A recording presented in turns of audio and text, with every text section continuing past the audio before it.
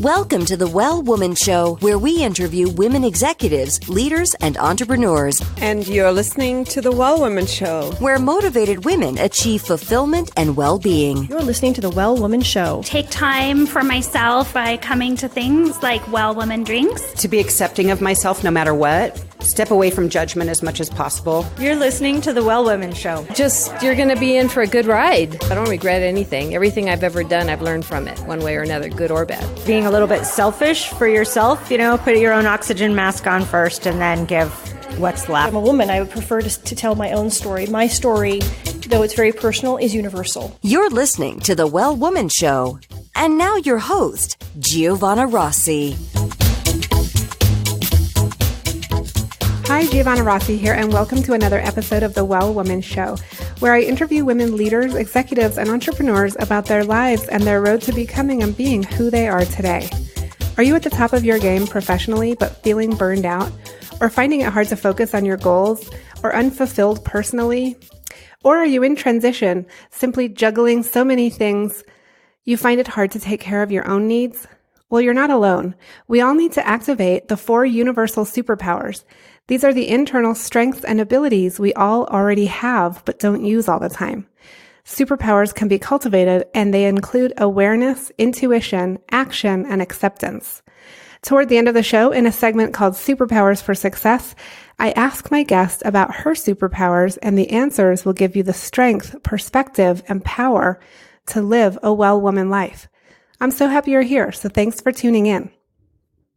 This episode of the Well Woman Show is brought to you by Collective Action Strategies, supporting organizations that support women and families, and by Well Woman Life Movement Challenge Quiz, your resource for living your best life. If you're in burnout or major transition, this is your time to figure out what's holding you back from making the changes you need to make in order to live your fullest, most joyful life. The cause of all of our challenges, personal or professional, can actually be rooted in the lack of internal superpowers and or external supports. Our Well Woman Life framework tells you which stage of the Well Woman life cycle you're in and what to do about it so you can truly live your best life. You can find out more at wellwomanlife.com/quiz. Have you reached some of your goals, but it's not sustainable, or you know there's more for you, and you're wondering what's next?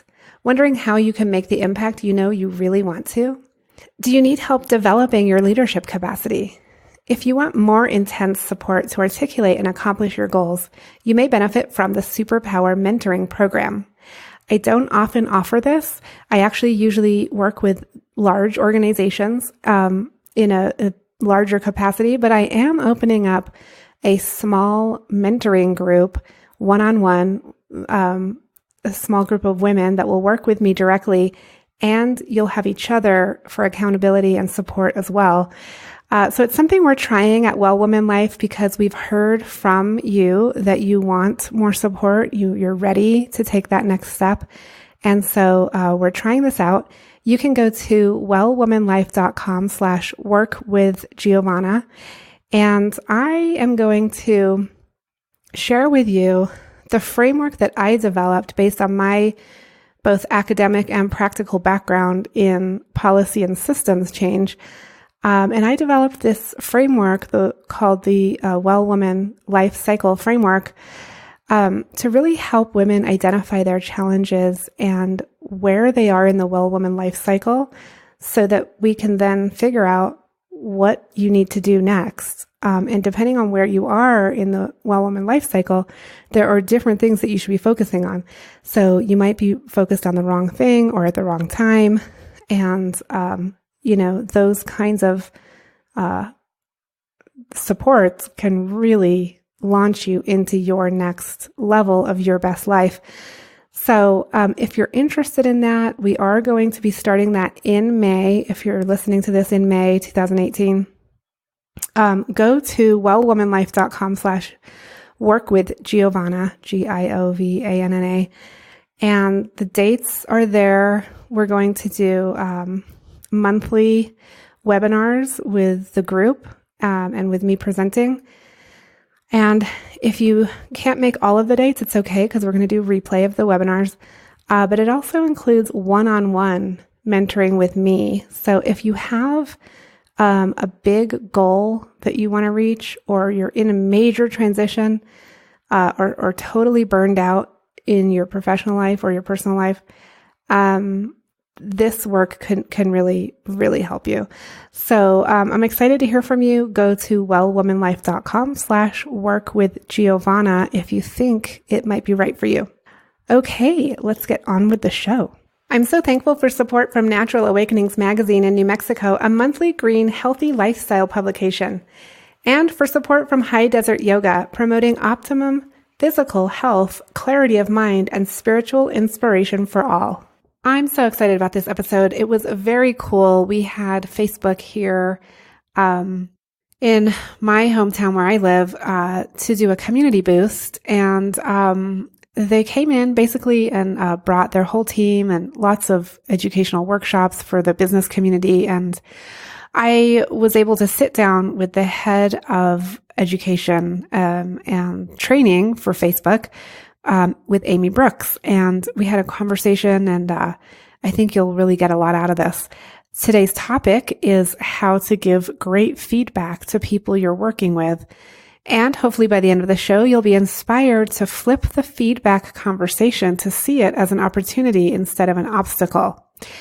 So on the show today, as I said, is Amy Brooks. And it's so interesting because when I sit down with these women leaders to start the interview, I don't necessarily know where the conversation is going to head. And in this conversation, we really ended up talking a lot about leadership and what, qualities she looks for in a leader and how she gives feedback as a leader and a manager. And I thought that was a great topic because that is super challenging. And she offers her tips. And then we also offer a free giveaway this week, which you can download at wellwomanlife.com/116show. And it helps break down the SBI feedback framework, which is situation, behavior, impact. And I think you'll find it very useful if you're a leader, if you manage people, and even if you just want, better communication skills for anybody, really.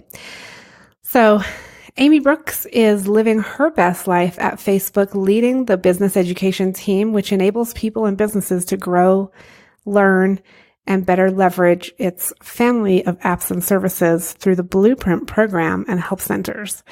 Outside of work, Amy enjoys travel, wine, and shenanigans.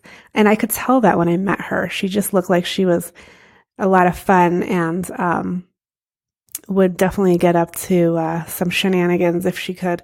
So that's kind of where we're headed with this conversation today. So I think you'll really enjoy it. And I want to let you know that you can continue the conversation with us in the Well Woman Life community group at wellwomanlife.com/Facebook. And also, this topic really dovetails nicely with our Well Woman Life framework, which tells you which stage of the Well Woman life cycle you're in and what to do about it so you can truly live your best life. You can find out more and take the quick 2-question quiz at wellwomanlife.com/quiz. And the feedback I've gotten from this has been so amazingly intense, really, because people, find out that they're in a stage that they really didn't know, or it confirms where they are and gives them some tools for moving through that. And so there are 4 stages in the Well Woman life cycle, and I talk about that in the when you go to that link, wellwomanlife.com/quiz. And for those of you who find that you're in burnout, which is actually the responsive stage, or if you're in transition, which is the active stage, you really might be interested in the mentoring program that I'm opening up this month. So you can go to wellwomanlife.com/workwithgiovanna to find out more about that. And it's a small group. It's one-on-one mentorship, but there is a small group component to it. And I'm not taking on a huge amount of women into this. So if you're interested, you should go and check that out right away. And it is, it's really transformational. And so if you are thinking to yourself, I really want to see a shift in my life, you're at the top of your game and like kicking ass, but you're totally burning yourself out, or you're needing to switch directions or focus on your personal life instead of your professional life, or the other way around, and you need some support for that. This is a great program for that, because we identify right away what your unique superpowers are and how to really focus in and focus those superpowers in so that you can create massive, massive shifts quickly. And some of the tools that I help you with, to do that. So, definitely check that out. If you're up for it, check it out. I kind of explain it like this. We're on a fast moving train, right? We're high achieving women. We're doing a lot. But we slow the train down just slow enough for you to jump on with us. And then we keep going and we take you with us on this journey that's amazing. And we do awesome things. So if you're up for that, check it out at wellwomanlife.com/workwithgiovanna. And now to my interview with Amy Brooks. I'm speaking with Amy Brooks here at the Facebook Community Boost in Albuquerque, New Mexico. Welcome to the program, Amy. Thank you for having me. I'm super excited to sit down with you because I have experienced this event the last couple of days, and it's really rather impressive and overwhelming how much work was put into Facebook coming here and putting on all these workshops. Can you talk about what your involvement was and why it was important to do this? You bet. So my team is a team called Facebook Blueprint, and what we do is create learning for exactly the people that this event targets, for small businesses. So, for instance, we have 80 online courses available now, and then we created some of the content for this actual event. So it was, my team is very passionate about enabling small businesses, and so it was an easy ask for my team to get them involved in this. They were very keen to create the content and look at what the needs were of this community and build some content to address that. Okay. And you announced an exciting partnership with the local community here yesterday. Can you talk about that? You bet. So right now the announcement's been made. We're looking to target the fall semester of this year. And what we're looking to do is take some of the content, some of it will be some of the content that was presented here, and other digital skills laddering up to enable people toward a certificate program. And so again, that'll be launching in the fall. And so that's a certificate program in digital marketing. Correct. At the local community college, Central New Mexico Community College. That's correct. And that, I understand that's the first kind of partnership or collaboration with a community college. Is that right? It is. And I can't tell you how much, as a native New Mexican, and that being one of our first partnerships, how cool I think that is. I'm really excited about it. That's awesome. Okay, so you're a native New Mexican. Where are you from? I grew up in Belen, just south of Albuquerque. Oh my gosh, very close to the new Facebook data center. Indeed it is. Okay, so are your relatives like down there working on it? They ask real nice, but no, they're not. All right, so what are you doing at Facebook and as head of partner training and certification? What are you doing to improve the lives of women specifically? Like, how are women being impacted by your work? I love that question. So through the training that we've created, we make sure that we are creating it in a space that enables women. The content is better because of the diversity that we include in our analysis and development of that content and who we create it for. And then conversely, on my team as a leader, I'm very cognizant of having diversity and gender equity on the team. It's something I'm very passionate about. And so having younger women join the team and mentoring them is something that I really, really enjoy. And so you talked about the idea that including women actually improves the process and the product. Can you talk more about that?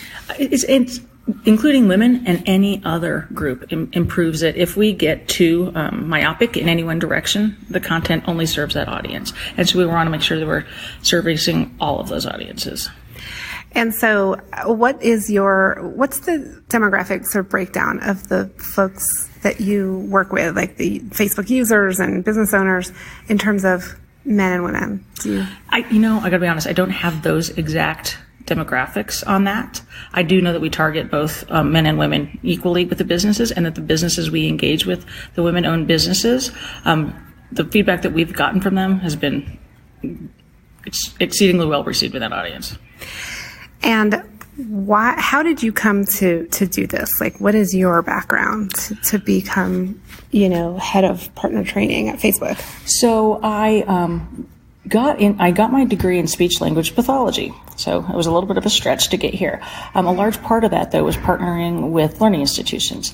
And around Y2K, there was not enough people training in the software space. And so I made the jump into that. And then through training and certification in software, I moved to Facebook. And they had a need to create an externally facing training program. And so I was lucky enough to be the one to head that up. And so it went from speech language pathology to working with software to getting to Facebook, and now I get to work with small businesses, which I grew up in small business, so this delights me to get to come full circle in this way.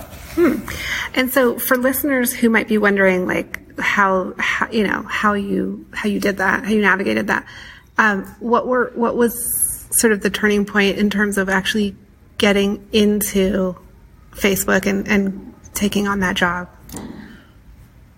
This may sound a little weird, but I never thought I couldn't. I just always assumed that I could. And so when I applied for the job, I had a really optimistic outlook for that.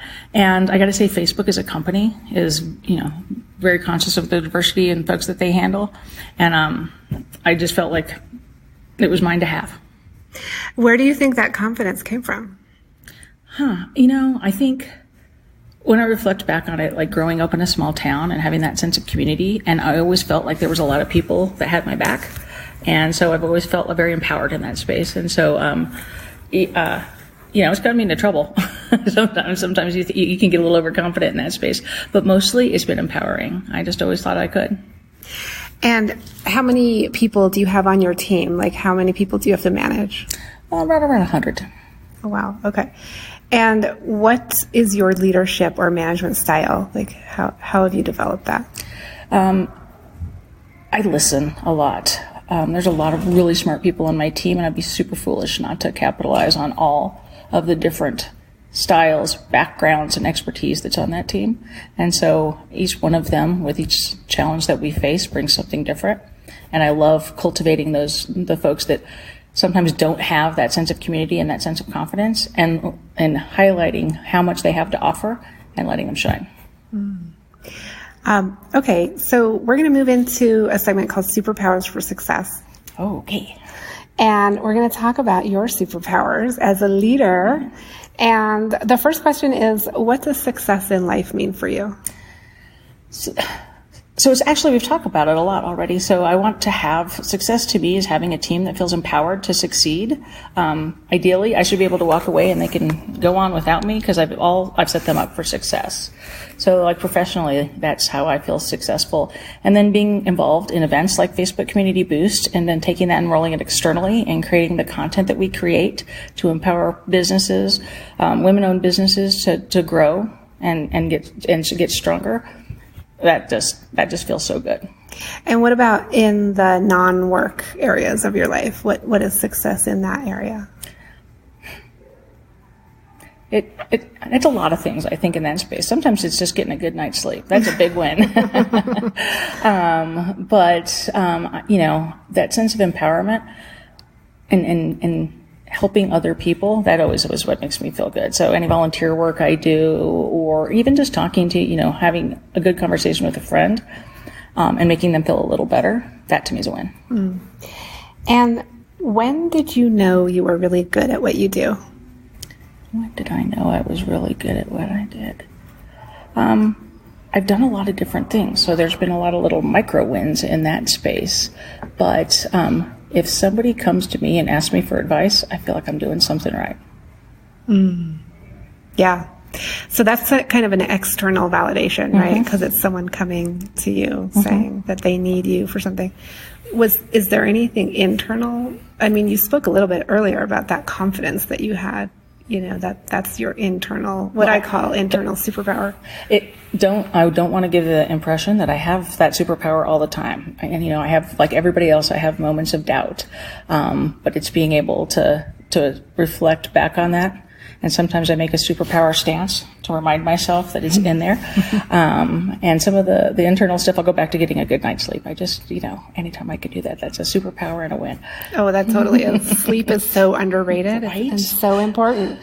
Can you describe, speaking of personal habits here, can you describe a habit that contributes to your well-being? Oh my goodness, we're going to talk about sleep again. 10 p.m. is bedtime. I travel a lot, and no matter where I am at 10 p.m., it's time to brush your teeth and go to bed. It just keeps me on a good regular pattern, and I feel so much better the next day despite all the things that might be enticing me to do other things. Yeah, right. And what if you're traveling late? Like, do you try to get your airplane schedule to arrive earlier and stuff? I wish I had that luxury. Airplanes do not bow to my whims and needs. I find I have to go when they go. But one thing I do is on airplanes, I used to try to work a lot, and I was like, okay, I'm on a 10-hour flight. Think of all the work I could get done. And I flipped that a little bit because I'm on that airplane for 10 hours, and I gave that time back to myself. That's my me time. I'll be honest with you, I've watched the first half of a lot of movies because my me time often becomes my sleep time then. Right. So I don't know how a lot of movies end, but I know how a lot of them started.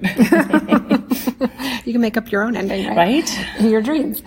And Amy, what superpower did you discover you had only to realize that it was there all the time? I have to give feedback a lot in my role. And I think a lot of people think getting hard feedback is the worst, but sometimes it's challenging giving it.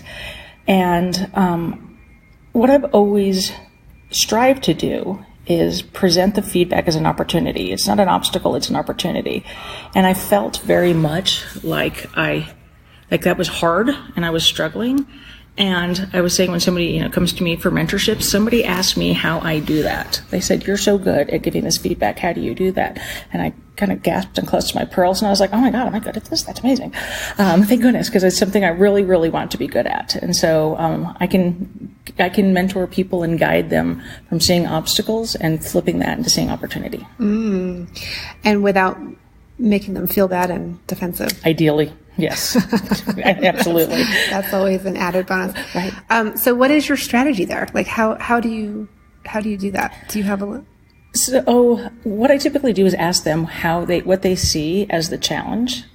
And then as we speak through that, start talking about what they can do. As a leader, a lot of times I'm in a place where I remove roadblocks. But I want to empower them. I want them to figure out how they can remove those roadblocks themselves. And once they have that moment of realization that that was their superpower all along, that feels really good as a leader to get them to that space. Yeah, that's so important to not swoop in and save the day all the time, right? As the leader, but to actually empower them to figure it out. It's hard sometimes. I mean, I want to go in and be the hero for my team and make everything okay, but that's not going to make them a strong team. And to be a strong leader, I have to make a strong team. And so sometimes I have to step back and just watch them be the amazing team that they are. Yeah. And so speaking of leadership, what are the most important qualities in a leader, do you think? Empathy. Nobody was born in the role that they're in now. Most of us worked our way up and remember what it was like to be in that space where you maybe didn't feel empowered and there were all those frustrations. So always listen to your team. Because if you spend the time hiring the good team, which I feel strongly is one of the most important things you can do, recruiting and hiring and building a strong team, that's where you should spend so much time and effort, and then trust that team that you built. Yeah. And so speaking of interviews, when you're hiring, are you in a lot of, all of those hiring interviews? I feel like I've been in every one, probably not all, but most. Yes, very much. I want to be a very big contributor in building the team. And do you have a question that you can share that you ask in an interview that really gives you insight? I do. It's my favorite question to ask, and I wait till the very end of the interview. And before I ask this question, I let them ask any questions at all, so they've had a little bit of time. And then at the end, I ask, what's the one thing you want me to know about you? And it's super interesting, some of the responses I get, because some people automatically flip to this very business-like mode, like, I'm an overachiever and I will work all the hours and this kind of thing. And then some people will say things like, I'm a mother, and it's really important to me to have time with my children, or hiking and my yoga are important. And so I can see kind of what's important to that person and what drives them and what motivates them. And so that if we do take them on as an employee, then I know what they need to care and curate to make them feel good and be a more, so they can bring their whole self to work. Yeah. How important is it for Facebook to meet the needs of their employees like that? Like, with employees juggling multiple things like being a mom. And we talk about that a lot internally at Facebook, and of the places that I've worked, I think they're one of the most successful. We have a lot of flexibility in when and how we work, and bringing our whole selves to work. Every little bit of you gets to come to work. The mother, partner, daughter, all those bits get to be there, and all the things about you. And so it brings a lot of openness to the folks. It builds a strong team, and I really truly feel it makes people do the best work that they can do. Yeah. It's so interesting, isn't it, how that's changed over the last couple of decades? It's been fascinating to watch. Because it used to be, when I started my career, I was one of the only women in the room. And now I'm one of many women. And, I think most women of my generation remember the time where you kept a lot of that in the closet as a side dish, because it was viewed as a weakness or something that you might have to tend to that'll take away from your focus. And now it's so awesome that women are able to bring their whole selves to work, and they're like, you know what? I've got a ballet recital I need to go to, a baseball game, and everybody's okay with it because everybody's like on the same page with you need to mind all those things to be your best self. Do you actually have like childcare on site and that kind of thing, or? That is not something that I'm aware of that's provided at any of the offices.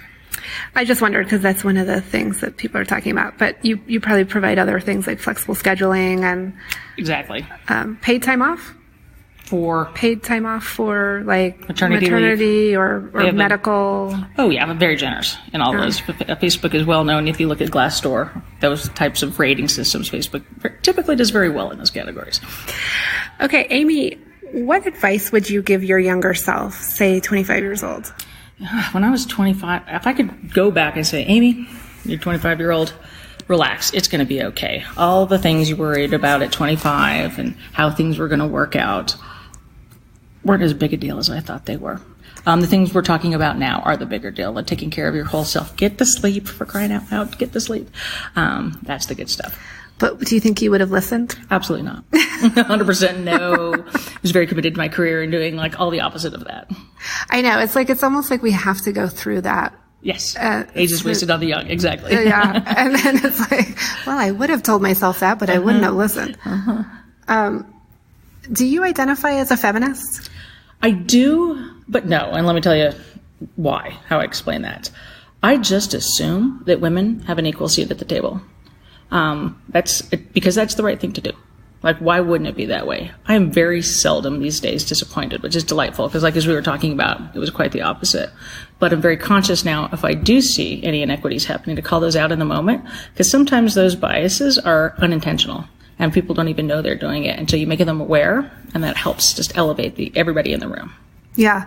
I mean, that's the internalized part of it all, right? Right. It's the whole like, I didn't realize, but allow me to help you realize. Yes. Let me point that out to you. Put a big fat mirror in front of your face. So how do you do that? Like, how can you give an example of when you've had to call someone out? Yeah. So it was, it was a review cycle, and we were talking about someone, and it was a male manager talking about a female employee, and used a term that was very gender specific. And I called out to him. I was like, would you have called a man by that same title? And he looked at me and blinked, and he said, of course not. And I was like, well, then is that an appropriate title? And he said, of course not. Blink, blink. And he's like, oh, I just did biased. And I'm like, yeah, you did. So let's not do that again. And I never heard him do it again. So you helped him point it out, but then he actually acknowledged it instead of and I think that's important, that he acknowledged it. If you can't just call it out and just hope for the best. It's got to be a conversation. Yeah. Yeah. So the way you just described your own version of feminism is actually how I define feminism, which is to support, to work for, economic, social, and political equality for women. I just think sometimes people don't identify with the word. Is that maybe where you were coming from? No, it's more that it's not front of mind, because I assume Yeah. It's a real thing all the time. And so sometimes I have to get reminded to get my feminism on. But I think that's a great thing, because it used to be, 20 years ago when I was in the workforce, it was front of mind. I was always conscious of the things that were being said and sadly didn't feel like I could say anything. And now I feel very empowered to call it out in the moment. Yeah, it's like normalizing it. Exactly. So it's so normal that you don't feel like you have to. It's a delightful flip that feminism is normalized rather than being the exception now. I love that. Yeah, isn't that amazing? Oh, thank goodness. We waited long enough, didn't we?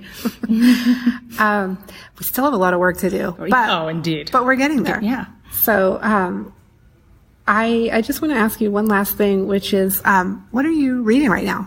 Or what do you do like to decompress? I'm not actively reading, but I do actively binge watch. And right now, Lost in Space has a reboot. I'm really into, because it reminds me, I watched it as a child, and now seeing it with much better special effects is my jam. So I'm really enjoying the reboot of Lost in Space. I love it. Well, Amy Brooks, thank you so much for being on the program today. It was a delight. Thank you for having me. That's it for our show today. Remember, if you need support to live your Well Woman life, head over to wellwomanlife.com/Facebook to join us. Our monthly live event, Well Woman Drinks, brings women together to share our successes and challenges as women, leaders, moms, aunts, sisters, and all the other roles we carry. If you'd like to attend a Well Woman Drinks near you, or if there isn't one in your city yet and you'd like to start one, email info@wellwomanlife.com. If you enjoyed the show, please take a moment and subscribe in iTunes and leave a review. This helps raise visibility, which is super helpful when it comes to producing the show every week. For feedback, comments, or just to let me know you were listening today, find me on Facebook, Twitter, and Instagram @WellWomanLife. I'm Giovanna Rossi for The Well Woman Show. Until next time, have a super powerful week.